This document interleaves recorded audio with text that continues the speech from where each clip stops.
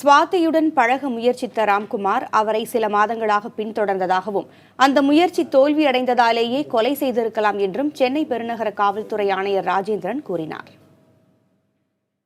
இந்த ராம்குமார் சுவாதியை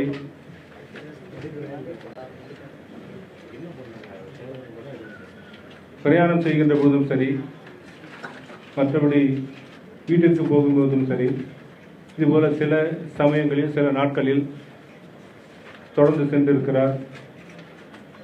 அவரோடு இவர் பழக வேண்டும் என்று நினைத்திருக்கிறார். ஆனால் அதற்கு வாய்ப்பு இல்லாமல் இருக்கவே இத்தகைய நிகழ்வு நடந்திருக்கிறது. முழு விவரமும் விசாரணைக்கு பின்பு முழுவதும் வெளிவரும்.